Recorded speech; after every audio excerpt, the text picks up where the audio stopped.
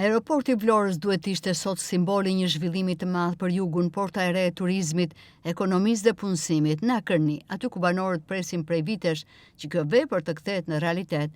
Situata duket ende mbërthyer mes vendimeve të gjykatave, konfliktit të ortakëve dhe një klime mosbesimi që ka ndikuar dhe te punonjësit më të fundit të kantierit.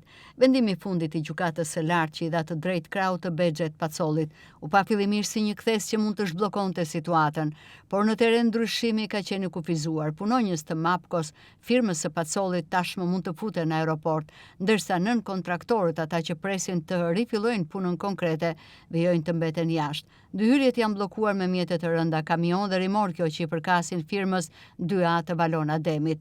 Kjo situatë ka sjell konfuzion dhe te punonjësit e sigurisë. Në momentin kur ekipi Blu Televizion ishte pranë aeroportit, rojet po ushtronin kontroll të imtësishëm në një makinë që i përkiste vetë kompanisë së sigurisë. Një skenë që flet më shumë se çdo deklaratë zyrtare. Në krye të shoqërisë koncesionare, via sipas të dhënave të regjistrit tregtar, qëndron ende administrator Begim Hoxha, ndërsa në terren ai shihet si emër i afërt me krahun e Valon Ademit. Kjo e bën dhe më të ndjeshme situatën pasi përplasja nuk është më vetëm në letra, por është kthyer në kontroll hyrjesh, lista emrash dhe tension të përditshëm. Banorët e Akërnisë e shohin aeroportin si mundësi për zonën. Ata nuk janë kundër zhvillimit, përkundrazi mezi po presin që projekti të ecë, të hap vende pune dhe të sjellë ekonomi.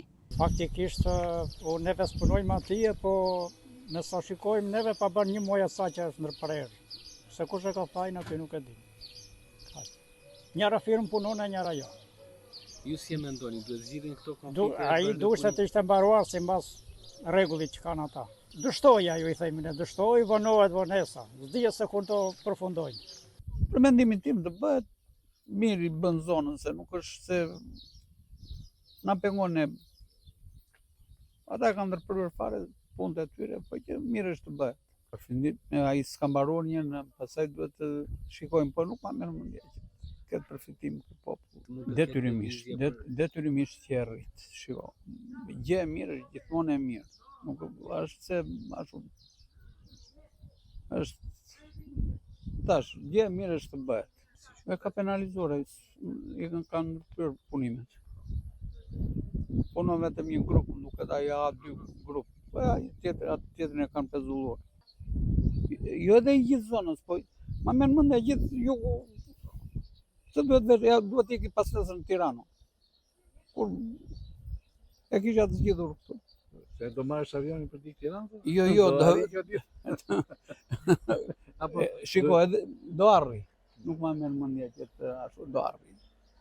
Me gjesh nesër mase të ta bëj, kushdo të vi. Aeroporti është një vlerë pa parë, port hyrëse, punësim, zhvillim, që të themu gjithë mira. Unë e shikoj në largpamësi. Po, si ku do në botë, është një fat i madh të vijë një aeroport këtu. Vlora do bëhet zoket kapacitetet i përballoj me hoteleri, restorante. Po çat ke? Që në momentin e ndërtimit ka punësuar 1000 veta. Do filloj puna. Restorante, hotele, taksi, B&B, çat them, vetëm të mira ka. S'ka asnjë gjë. Vendimi i gjykatës mund të ketë zgjidhur një pjesë të betejës ligjore, por nuk ka zgjidhur problemin kryesor, rifillimin normal të punës. Nëse nën-kontraktorët nuk lejojnë të futen, nëse punimet nuk ecin me ritëm dhe nëse shteti nuk garanton zbatimin e kontratës, atëherë çdo vendim betet thjesht letër. Aeroporti i Vlorës nuk ka nevojë për përralla me ruse propagandë politike.